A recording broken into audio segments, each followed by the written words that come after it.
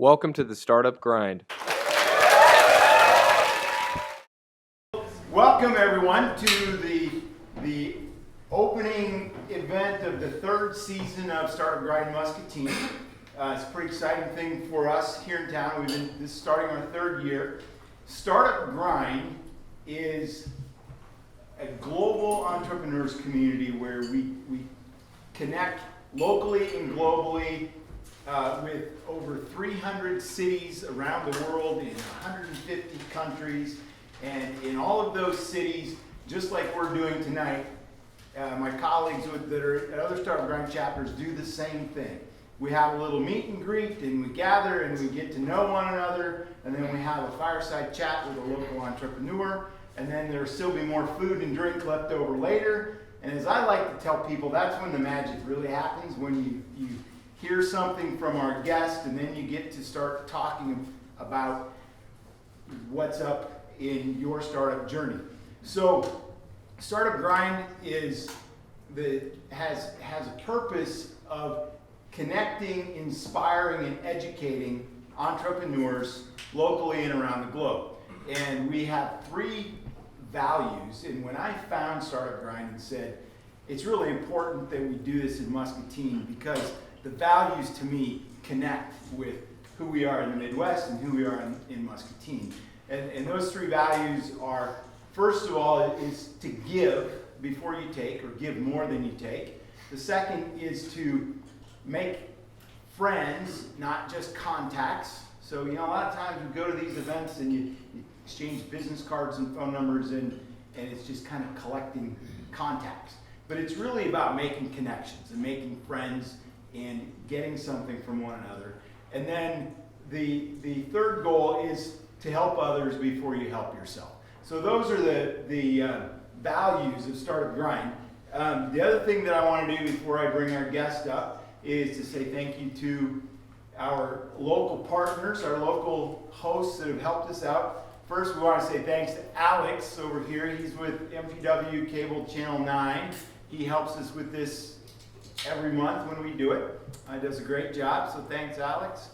I want to thank some of the Muscatine Community College CEO chapters, Collegiate Entrepreneurs Organization. There's 4 students back there that have just decided this semester they really want to launch this and take it over and manage things. So that's pretty cool. I'd say thank you to the venue host, Sunrise River Gallery. I happen to also be a co-owner in this place. So welcome to our art gallery. We're glad to have you here. Drinks are supplied by Neighborhood Marketing, and DeBeats Bistro has supplied our food. So I hope you're all enjoying and having a good time with that. Next month, we will continue Startup Grind, moving it up the street to DeBeats Bistro, and that will be October 24th. It's the 4th Tuesday of the month instead of the 3rd. And our guest next month will be Mike Vondren, who is the founder and CEO of Tag Communications, which is Quad City's largest marketing agency. And so Mike will be able to talk about really how marketing has moved from some traditional approaches to much more digital approach. So that'll be a good one. So please come on back. And of course, we'll have some great food. So with that, before I bring Andy up, our guest for tonight, I'll give you a little bit of intro on who he is and how we met. I connected with Andy and Rebecca Howe at with the new Merrill Hotel, thinking, okay, perhaps we can do some business together through the gallery. And so we met and we got to talking, and I mentioned that I'm involved with the college and Startup Grind, and he said, we'd love to help. So he's here tonight as our guest. Andy, let him talk about it a lot of it. Andy MacClellan has spent, is it over 30 years or nearly 30 years? A few years in the hospitality industry. And so he's brought some really great expertise to this new project, this new hotel here in town. So with that, we're going to welcome Andy to the Startup Grind stage with the rousing Startup Grind ovation.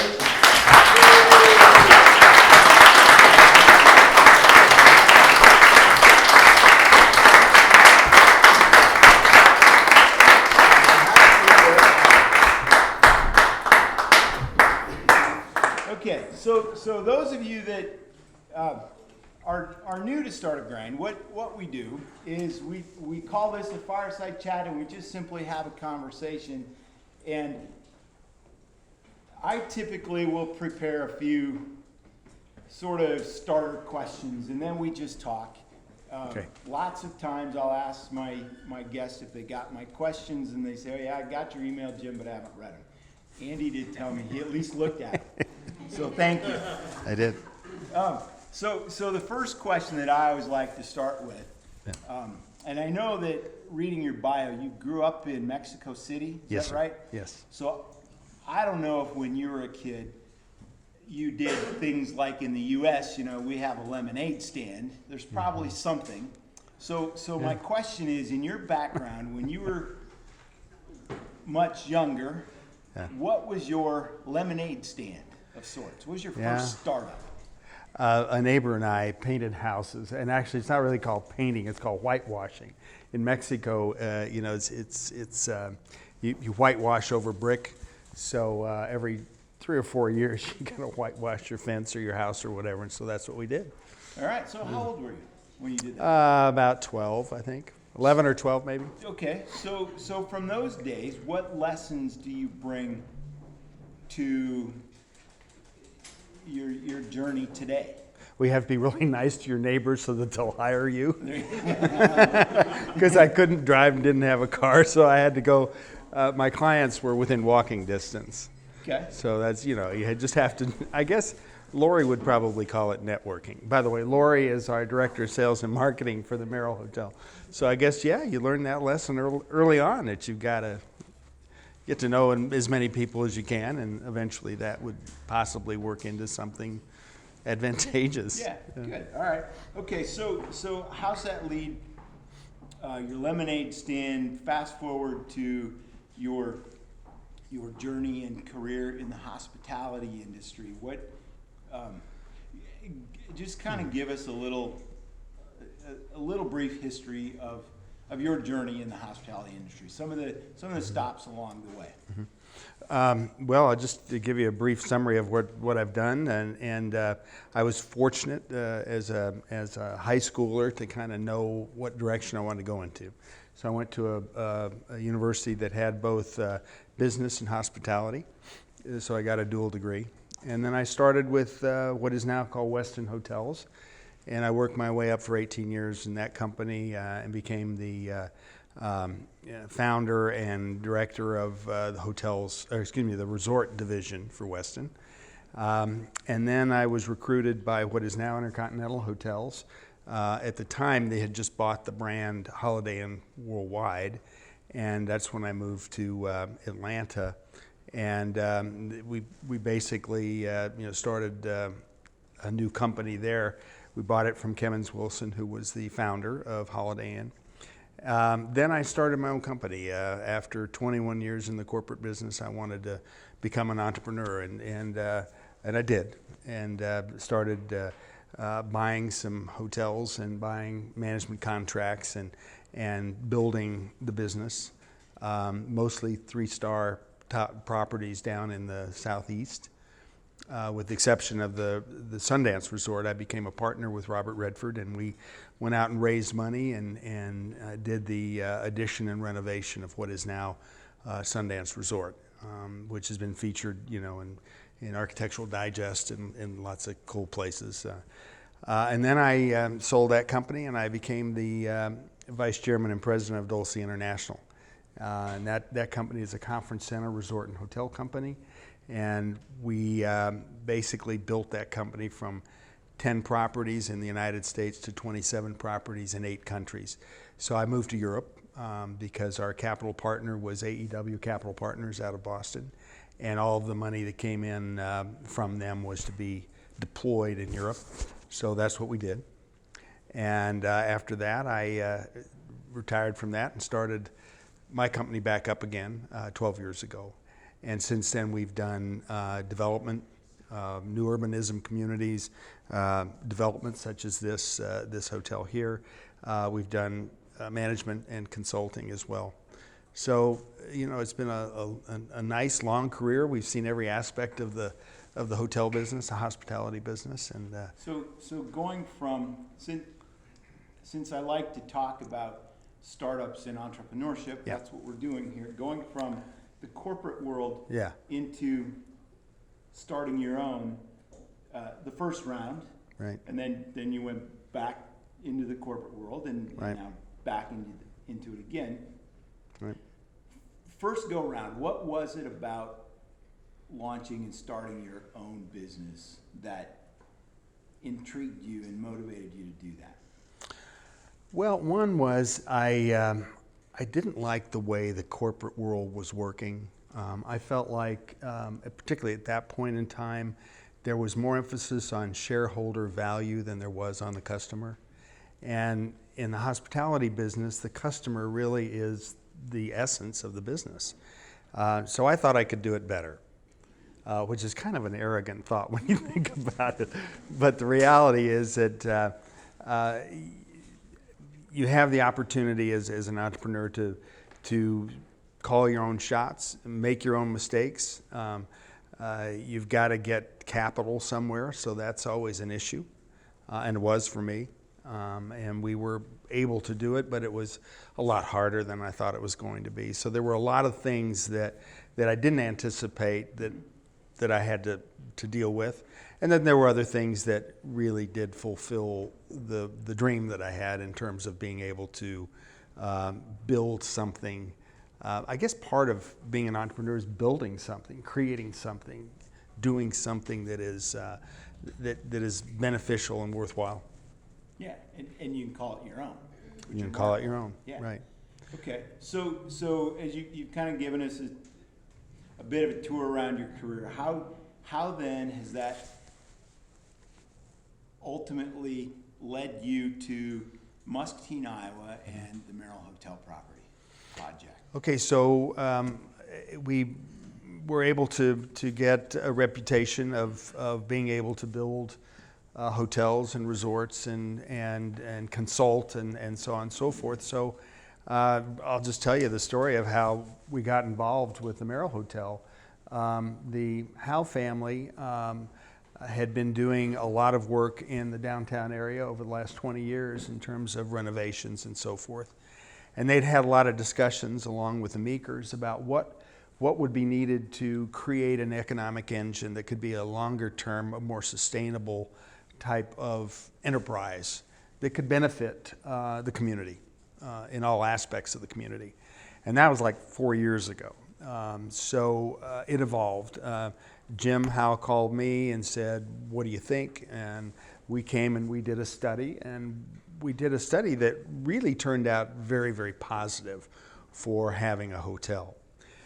But just to validate that, we then had CBRE, which has a hotel valuation system component called PKF, do a study, and they were actually more aggressive than we were in terms of the viability. In fact, they wanted us to build something larger than what we're building now because they felt that the market was here to do so. But they also felt that there was a good opportunity to create that economic engine. So there is a return on this, but the reality is that the people who have been involved, the Howe family and the other 3 families in the community that have been a part of this, it's really a labor of love. It's a labor of love of this community, because what this will do, and I'll give you some of the numbers. These aren't my numbers, by the way. These are CBRE numbers, so which is one of the top worldwide consulting companies. Over an 8-year period, this hotel will generate $81 million in the state of Iowa, 550 jobs. Just in Muscatine County, it's $19 million and 200 jobs just for the construction. So what that means to me is that it has a tremendous impact. Not to mention the impact going forward, because it'll turnover revenues of between $6 and $10 million, depending on the year. And when you regenerate those dollars in the community, which they will be, because everyone, all the goods and services and all the labor and everything is coming from this community. You can talk to economists that'll say it doubles or sometimes triples in terms of the effect on a community. So the purpose of doing this is really sort of unfolding in terms of what it will do for the community, what it is doing. Well, so far, I mean, we're spending almost $42 million on the development itself. So I mentioned what that has, what effect that has. Right. But once it gets moving, then you've got a tremendous value going forward, and it's sustainable. We were talking earlier about the hotel industry. It's one of those unusual industries where it's smokeless, number one. It has a very low impact other than to bring people from out of town in. They spend their money and then they leave. And then they go tell 10 people that they liked it, and those 10 people come back. And so it's one of those businesses that has a tremendously positive effect on a community. I don't know if that answered your question. Yeah, a little bit. And we talked about the big numbers, and we see it all over the place. Yeah. How do we relate that to Mr. and Mrs. Joe Muscatine, who doesn't understand the big picture? We talk about economic development and economic engine and things like that. What are the practical applications to, I mean, in terms of numbers of jobs? Let's just talk about jobs. You mentioned the new hotel will generate a couple hundred jobs in Muscatine County alone. That's just the construction. That's just construction. Right. Okay, so as we talk about the sustainability of right. this economic engine, what's that mean down the road? So there's 50 to 70 jobs per day that are created. And when I say 50 to 70, it depends on whether or not we have a group in-house. If we have a group in-house and we're doing banquets for breakfast, lunch, and dinner, then we're going to expand that number. So that's in terms of jobs. But also it's goods and services. One of the things that we like to say is that we're trying to get, well, first of all, just if you do the math, we're going to be running say 70-80%, depending on the day of the week.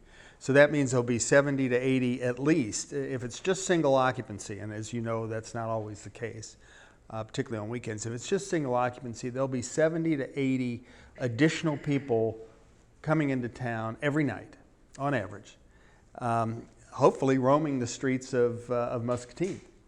And so what that means is that hopefully they're going to be in the restaurants and the bars and the boutiques and using all the services in the downtown area. So that's when you start seeing what the impact is. 70 to 80 people walking around. And for those of you who stay in hotels often, the first night you're probably happy to stay in your room maybe, but the second time you're climbing the walls wanting to get out and do stuff. And so that's what happens. And we have a beautiful walkable community here, and I think that's a really important part.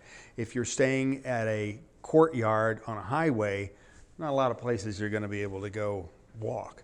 But here, it draws you in, the city draws you in, and that to me is very important, and that's part of what I mean by an economic engine. Yeah, okay, and I know the first time we met, you were talking about that, and you said, Jim, we're going to push our guests out of the hotel, yes, into downtown. Yes.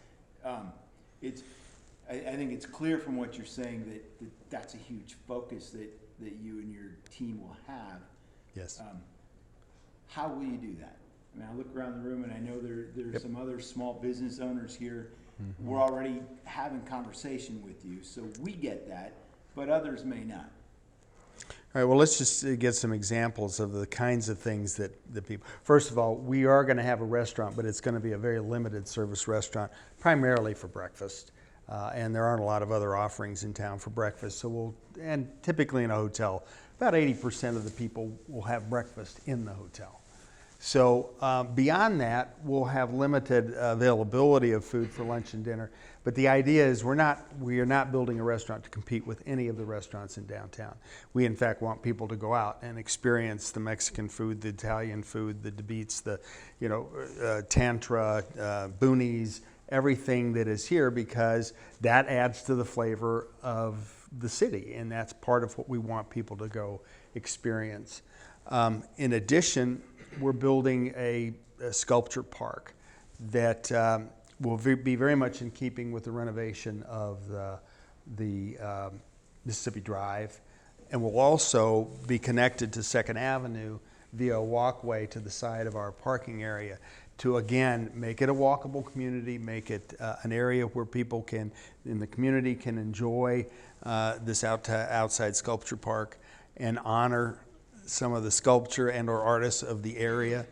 We've talked to you about getting art in the facility from local artists. Yep. For example, we've talked to people in town about baked goods. We're not going to not going to make baked goods in the morning every day. We're going to bring them in from the community and so forth. Pest control, cleaning supplies, all those kinds of things are things that we will be buying in the community. So does that make sense? Absolutely. Yeah, you bet. Okay, so you mentioned local folks, baked goods and things like that. So it kind of takes me to another direction. I know that the Merrill Hotel has partnered with Muscatine Community College in our Culinary Arts program. So tell us about that relationship and how perhaps there will be other opportunities for other institutions in the city. I don't think Naomi had been here more than about a week when we started talking. It was shortly after you arrived. But one of the things we had heard from the restaurateurs in town is that they had a hard time finding qualified people to work in the restaurants, whether it was in the culinary area or on the front of the house. And so we immediately talked to Naomi, and we found out the same thing about the hotel side of the business. And fortunately, the university has, the Scott campus already had a culinary and hospitality program up and running.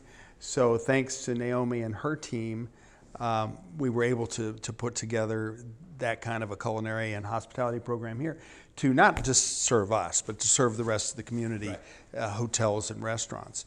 And we have provided the kitchen and the button factory until the hotel is open, and then we'll move that program into the hotel. So it's not just culinary, but it's also hospitality, and we'll move the, if you want to call them interns, but they're actually going to be employees in the program to be that will have the opportunity to hone their skills in a real live environment, which honestly, having been in a hospitality program, that's really one of the best ways to learn the business. I would say Lori would probably tell you the same. She's been in the business in many different aspects of it, and there's just certain things you're not going to get out of a book. Right. So. Okay, so because this is Startup Grind, and my motivation is to help drive the startup community and the entrepreneurial mindset in Muscatine. A couple of things here. I mean, one is specifically how can the Merrill Hotel connect in that startup community. But maybe let's start with a broader question. I mean, from your perspective, what you've seen in your travels into Muscatine and how our town may compare to other cities similar size or much bigger cities that have thriving startup communities. What do we have here or not have here that you might see that help make Muscatine a potentially strong and thriving startup community? Well, for one thing, I think we've already got the history. I mean, there's Right. tremendous history here. We've got the museum, but we've also got the Arts Center, which is phenomenal. Right. And we are going to be working with the Arts Center, by the way, to do some exhibits in the hotel and so forth. Again, to draw people out of the hotel, maybe to get them to the Arts Center, to get them into the galleries. Those are the kinds of things people appreciate, particularly when they can walk to them. You know, that's nice. So you've got history. There are many other, recreational opportunities, and granted, I understand those are seasonal, but with the trails, with all the riverfront amenities, and those that are yet to come, which we understand are going to be forthcoming, those are tremendous opportunities for people who just want to get out of the hotel and enjoy it. The walkability, I think, is probably one of the things that gives us a real leg up, is the fact that you could literally walk to a restaurant or a boutique or bar or whatever. That is just not that common unless you're in a big urban environment. But we're not. It's not like going out in Chicago or someplace like that where it might be a little overwhelming. Here, I think it's a very friendly, walkable community, and to me, that's a huge amenity. We still have things that we need. We're looking for an operator for our spa space, for example, because we think that that's something that both the community could utilize as well as the guests. We are, hopefully we'll have things like walking tours, toys on the river that people can rent, so that they can utilize all the trails and the water and everything else that's available. So there are things like that, great opportunities for entrepreneurs that they could grab a hold of, and we'd be happy to work with anybody on anything that makes a guest stay more comfortable, more exciting, more memorable. We're all over it. And I can't tell you we've figured it all out, but if somebody's got a great idea, then we're all over how to do that. So once the hotel's up and operating, and we kind of get over that it's the new thing, and it's business as usual. What's on the horizon for the Merrill Hotel then, or where do you see it going to maintain the sustainability of it? The neat thing about a hotel is that it's ever changing. There's no day, no year is the same. I'll give you a couple of examples. Lori's working on a couple of things right now. One is a film festival, maybe once, maybe twice a year, that we could help co-host, that would bring people in from all over the area, not just Muscatine. So, maybe we get a reputation for having, a great film festival in Muscatine. She's also working with a group for a yoga festival, So again, this is a completely different discipline, completely different thing to a different audience, but it's something that again, if we could be known for those kinds of things. Yes, we'll have weddings, we'll have corporate receptions and meetings and so forth, but we're also open to sports events, these kinds of affinity, I call them affinity groups. Sure. For any kinds of things like that could help us to draw people in. Tourism is kind of a catch-all, so I hesitate to use the word tourism, but we need more tourism here. Right. And the reason I think that it can happen is that we've got so much to offer. Right. Everything from the history to the recreation to the walkability and so forth. There's great reason for people to want to come and stay for a while. Yeah. So if we're talking about people coming in and staying for a while, maybe coming for a weekend conference, talk about a couple of things for us, please. The first would be just the facilities that you're going to have. Describe that for us, and then the other part would be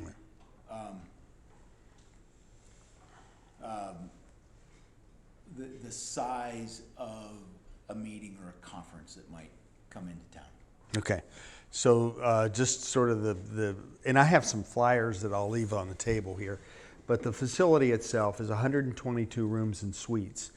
The suites are 2 presidential suites, which go up to 3 bedrooms each, and then we have 14 junior suites, and then the rest are what I would call our standard rooms. However, we are a 4-diamond property, which means that they're very, very nice. They're not overpriced as you might find in a 5-star, but certainly very, very nice guest rooms.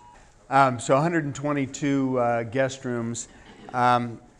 We have a restaurant, which I mentioned is a light fare restaurant.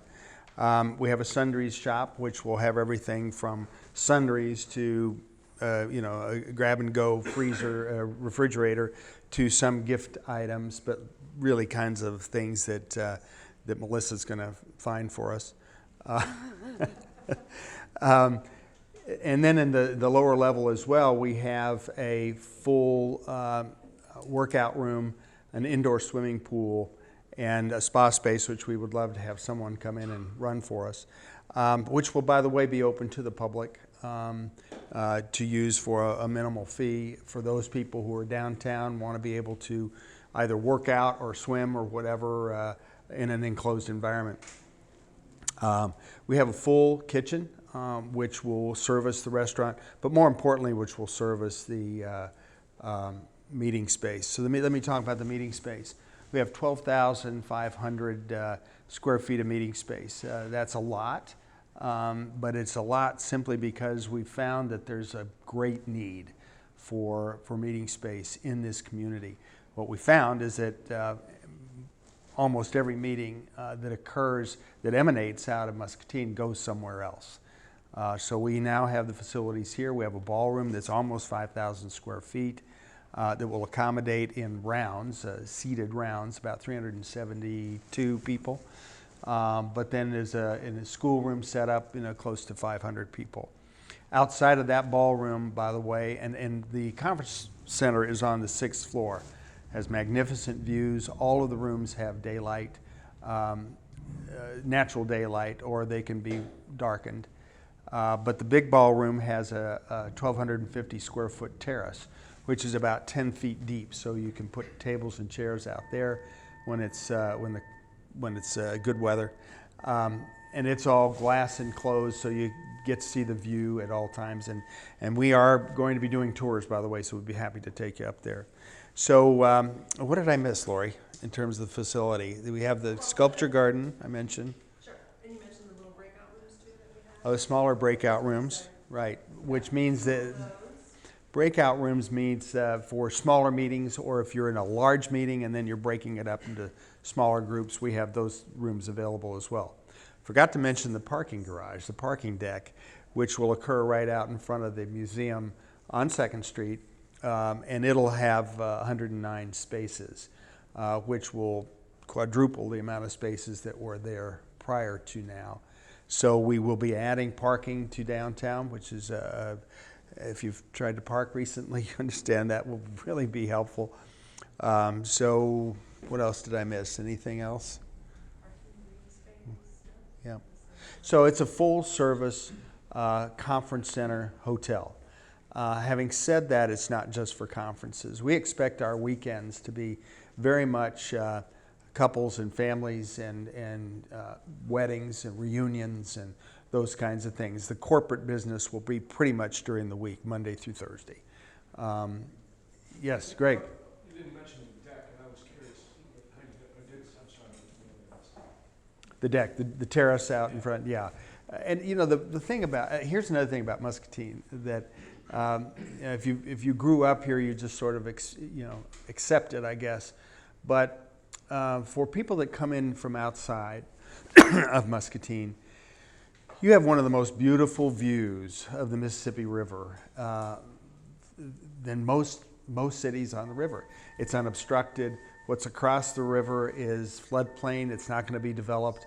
So it's a gorgeous view. You go upriver and you've got that pretty bridge, go downriver, and it's just a very pristine, beautiful view, not to mention the whole riverfront, which is very inviting for the community. So those are things, and I'm rambling now, No, but that's great. those are things that we feel are really set us apart from other communities, whether they're large communities or small communities, to be honest with you. How far away do you think you will draw meetings? If it's a affinity group conference, sort of a thing? Where are they going to Well, I'll say what I think, and then I'll defer to Lori because she's pretty familiar with the market. But for all the communities that people are going to now, I think are communities that will come here. And I'll mention a few: Burlington, Iowa City, certainly the Quad Cities.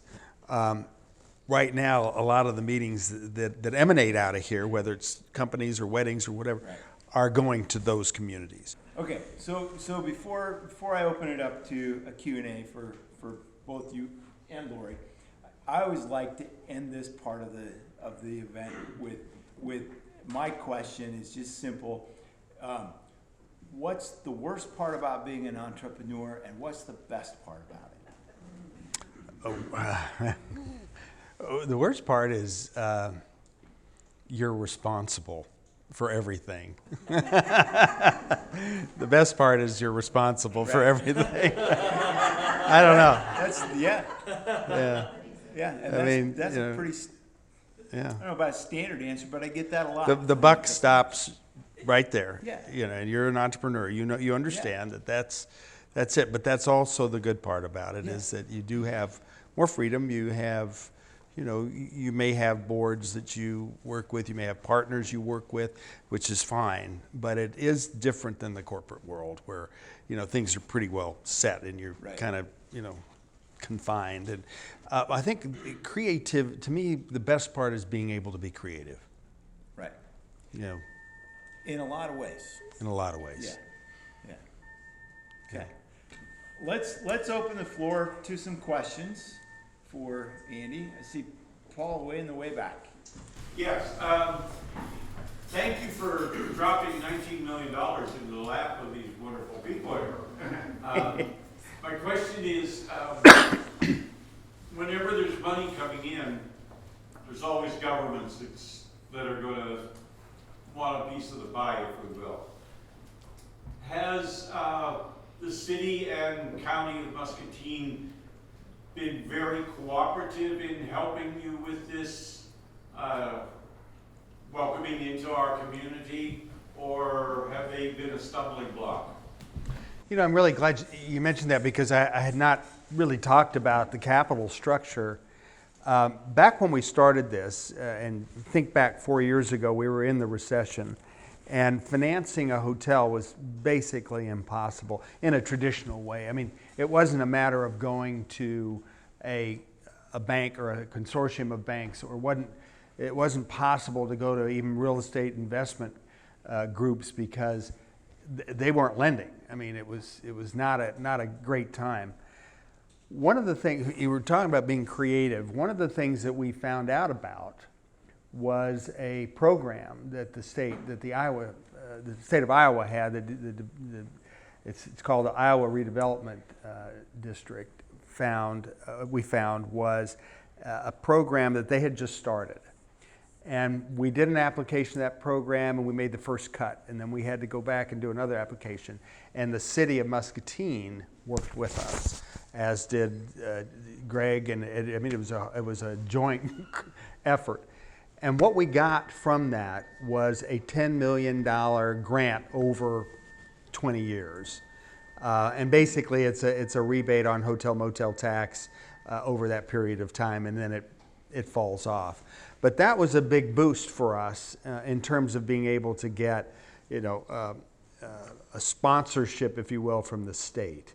And then the city was extremely helpful in doing a TIF for us. It was a property tax TIF over a certain period of time. So right out of the gate, we had great cooperation from the state, city, and that I think is probably what encouraged all of the equity partners to get involved as well, because they saw that there was this tremendous opportunity. And so if you look at it in that way, we have very little traditional bank debt on the property because of these programs. And that means a lot, in a development. So I don't know if it answers your question, but we've had excellent, in my opinion, excellent support from all aspects, whether it's been the chamber or the city or the state. I think we've really had tremendous support. You know, you've done this hospitality industry, been in the industry for a long time now. Back when you were our age or younger, what set you apart from going somewhere else than going to the hospitality? What was that driving factor that put you into this industry? That's a good question. I think maybe growing up in Mexico and having family in the U.S., we traveled simply because we wanted to visit my mother's family, and it just exposed me to the hotel business, and I just liked it, and my mother said I had to do it. No, I'm kidding.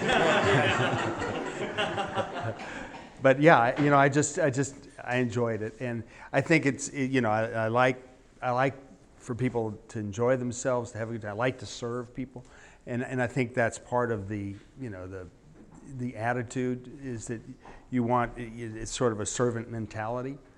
Not only of the hospitality, but just as an entrepreneur Yeah. in general, Right. I think. Yeah. Yeah. Thank you. Joel? Yeah, Andy, I know you and I have had a chance to talk about this, the foreign investment side of the Merrill Hotel. I believe Yes. There may be some misconceptions in Right. the public as to that. I know that there are $2 million roughly from the China Window Group who were invested in the hotel. What is the relationship with that organization and the Merrill Hotels? We do know that most of the dollars, most of the organization has truly been the local Howe family and the other members of the community. That's you just said it. There are, and I don't think I'm speaking out of school, but the Howe family have been the lead investors. They conceived of the idea, and along with them, we've just been blessed in this community to have not only people like the Howes, but the Steins and the Kents and the China Window folks. So, albeit they're minority investors, they are part of this community, and they are not part of the Chinese government. They're individual investors, and they've made other investments here as well. But yeah, so that's the relationship. Yep. Jeff? We've got a certain mix of restaurants, boutiques. You've also mentioned some businesses we don't have, like toys down on the river and that kind of thing. As a percentage, what does our restaurant mix look like right now? Boutique restaurant mix look like right now? And where does it need to be to support the hotel? Well, just in the last several months, the restaurant has gotten a lot better. I mean, there are 4 new restaurant and or food facilities that at least I'm aware of that are either on or about to come on. And I'm not sure I can name them all by name, but there's another Mexican restaurant, another Italian restaurant. We've got the bakery in the Italian restaurant in the Pearl View condos, the bakery there, and I've missed one other one. On Chestnut. Where is it? There you go. Yes. So that's great news to us, to the fact that there are more offerings, more venues. I will tell you, as a frequent visitor, Mondays are really tough around here. Finding a place to eat, if you don't live here. So if it weren't for Boonies and a couple of other places, there aren't a lot of places to eat. So those are the kinds of things we've got to get over, because we'll have full house on Monday night, typically. In a corporate hotel, and they're going to have a place to eat. And like I said, we're going to have a very limited menu, so we'd rather have them going out into the community and trying, the various restaurants in town. We'll have a number of people that will be here in excess of 2-3 nights, and they're going to not want to eat in the same place every night, so they're going to want a variety. And the corporate business is Monday through Thursday, so those folks are probably going to be in meetings most of the day. They'll have some time at lunch, and they may have an organized lunch, or they may be out in the community. They are going to be mostly available after 5 o'clock. And that would be for goods and services, that would be for bars and restaurants. So yes, those places will have to be open, after they're not in meetings. Weekends are completely different. I think weekends you're looking at from Friday afternoon through Sunday at a pretty steady pace. Would you agree with I that? would agree. Yep, that's the typical timeline as well. Yeah. Unless there was some sort of convention that we were to book that would have spouses or something that would be in Wednesday. But again, it can be during the week. And so, are you gonna have maybe a communication, like a thing that you put out to the businesses where you say, we've got a convention coming into town, maybe a month ahead of time, where you let us know, well, maybe we should staff for this weekend because it's gonna be a big Well, one. that's- So that we know what's going on. Yeah, that's a really good point. I'm not sure we've set that up yet, but between the chamber, the CVB, and Lori, yeah, that is a good point. We should be communicating that sort of thing, because there will be. Is Jody still here? She's here. Aren't you glad you came, Jody? Yeah. There will be some groups that Jody will organize and spread around, or there will be some that we might just have in town. But that's a good point. We need to communicate to you when we've got an in-house group of maybe 100 rooms or less, that just so that you know it and we can get it out to your membership. I think that's a very good point. Because for someone like me, that could influence. Yeah. Because I'm a small fry, I would have to know, do I need to order a big inventory this week? Well, the other thing is that we have a concierge that we're going to have on full time, and so that would be another person that you would want to liaise with to make sure that they are aware of your hours, your goods, your services, so that when they're questioned about whatever it might be, that but you and several other people in town. Dan's got one. Yes, sir. You mentioned 4 diamonds. Yes, sir. What's the difference between diamonds and stars, and who does these ratings, and what does it take to keep up 4 diamonds? Okay. Well, that's a loaded question. All right, so there's 2 different rating agencies, if you will. One is called the Forbes group, and those are stars. It used to be the mobile stars, and they were bought out by Forbes magazine. And so they're stars, and they're from 1 to 5 stars. The diamonds are AAA. So AAA has 1 to 5 diamond. We have sort of hitched our trailer to AAA because they're much more concise about what the specifics should be for a 4 diamond property. If you can go on their website and you can see exactly what it is that you're going to get in a 4 diamond hotel, and basically what it is, it's a very, very nice guest room without the price tag. There are a few other things that you get in the 5 diamond hotel room that we won't have, but they're really over the top things that most people don't use, and generally most people don't want to pay for. So that's the difference. So we've, many people are maybe members of AAA. It's a very good standard to go by.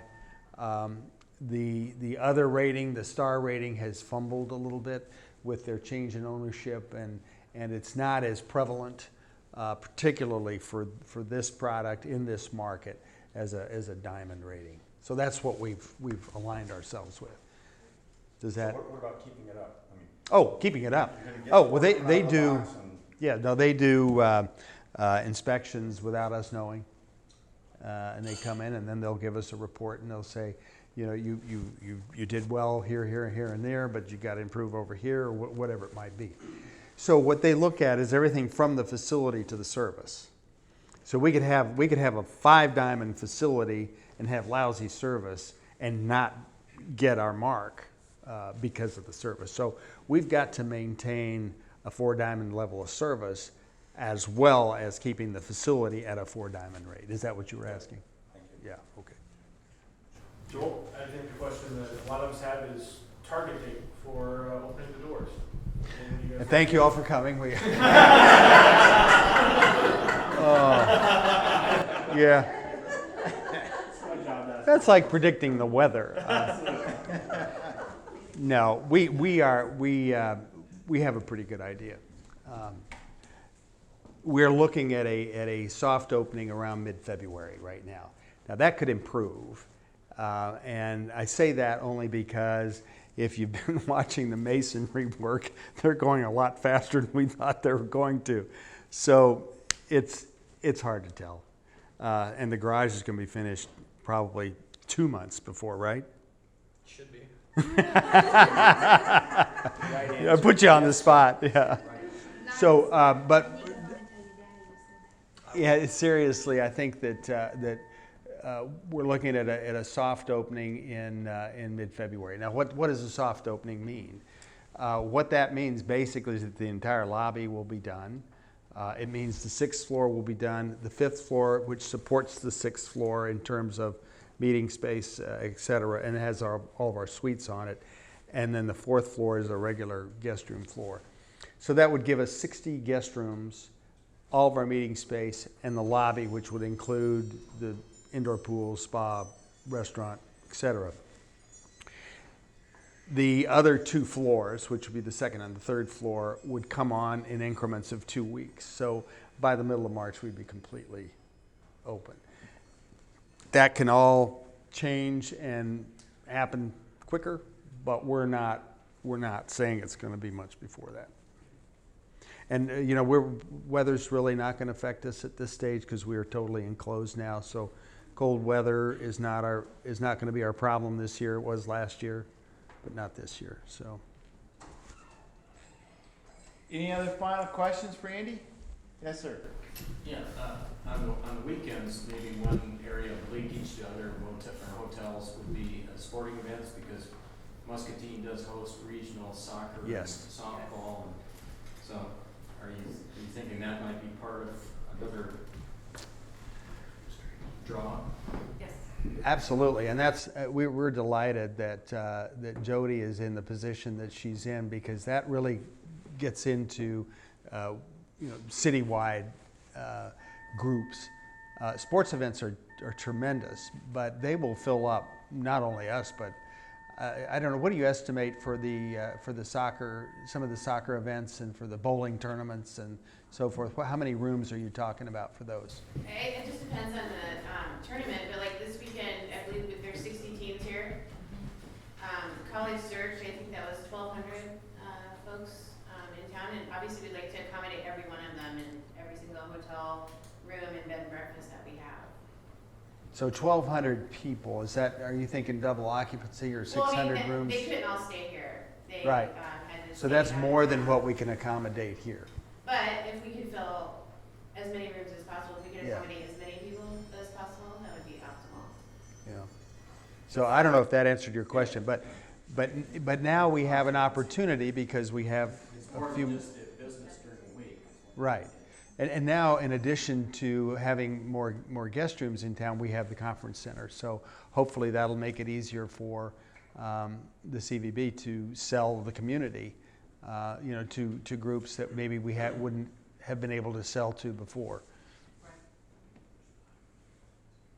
All right, we have one more question. Anybody else? All right. So, Andy, I do this every month. Yeah. So, Steve Jobs had a quote where he said, "I just want to put a ding in the universe." Yes, sir. So, I like to put this together and say, thank you Well, for thank you very sharing much. your ding. Thank you very much. I appreciate that. Thank you. It's very nice. Thanks. I appreciate it. I hope that went okay. Great. All right. Thank you. Very cool.